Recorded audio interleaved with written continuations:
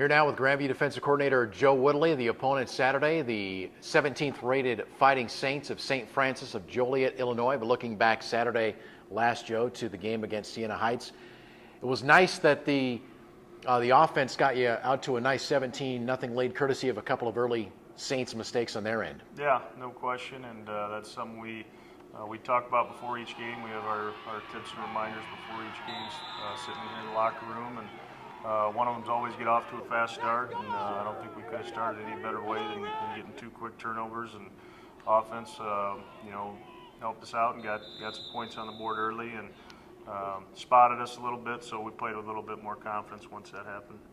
You know, coming into this game, we knew how tough Siena Heights was going to be, and give them credit, they got behind early, but they didn't quit. Yeah, and I'm sure my dad talks about it all the time when he talks with you, Jeff. But turnovers are the difference in games. We got 2, they got 2.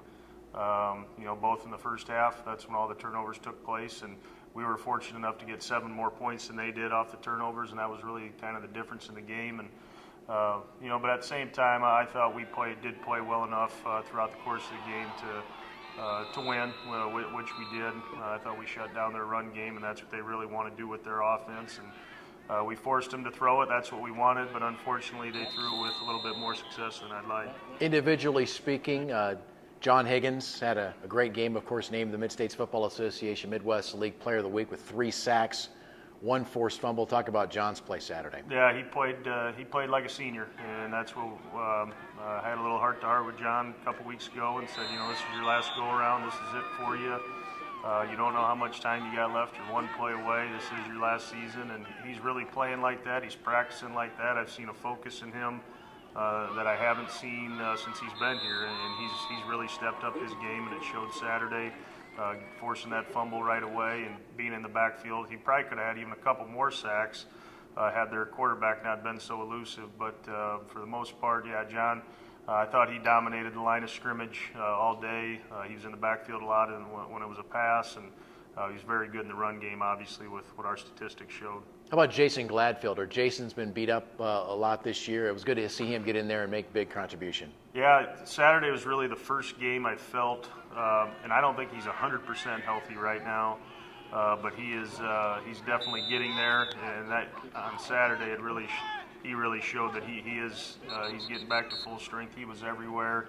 Again, much like John, tackles for loss, couple sacks, recovered a fumble, almost scooped and scored. He said he tripped over himself, but very excited to see those guys getting a little bit healthier and towards the end of the year here for the home stretch. Okay, St. Francis up next. The Saints defending E.J. White. This kid has over 300 yards of total offense per game. How do you defend E.J. White? You got to slow him down. He's a good player, Jeff, and I don't know if you're going to totally shut a kid of his caliber down. We did a decent job last year containing him, but he got hot. We turned him over early last year, and that was kind of the difference in the game last year, and may have taken away some of his confidence early on in the game. But he got going once they got the ball back in the second half, because we had the ball the whole first half. Our offense did, so we really couldn't get anything established. But the same thing with him. As it was going into the game last year. He's putting up, record numbers. He's a very good football player, good decision maker. He can run, he can throw, kind of a defensive coordinator's nightmare, so to speak, as a quarterback that can run, and they're going to use him in their running game. He's not just a scrambler on pass. I mean, they're going to run design plays in the run game for him, and he has a great feel. We got our hands full with him. And our guys will be excited about it, up to the challenge. This kid's an All-American candidate, and we've got to go out and try to defend him. Offensively speaking, St. Francis not quite as good as they were last year numbers-wise, but they still putting up over 400 yards offense a game. Yeah, they don't look a whole lot different to me. Very explosive skill players. Obviously, it starts with the quarterback, and they got a really good running back. Which I don't think they had a great one last year, at least against us. He was a solid player, but this kid that they have right now can take it the distance. And they'll line up 3-4 different guys at tailback, whether it's a tight end, a wide receiver. I mean, they get all kinds of guys into the mix, so it's really hard to get a feel for their personnel and what formations they're going to be in. because everybody will step back there and take a handoff, and it makes it difficult to prepare for. The receivers are as good as any we'll see all year or have seen. They got size, they got speed, they can catch the ball.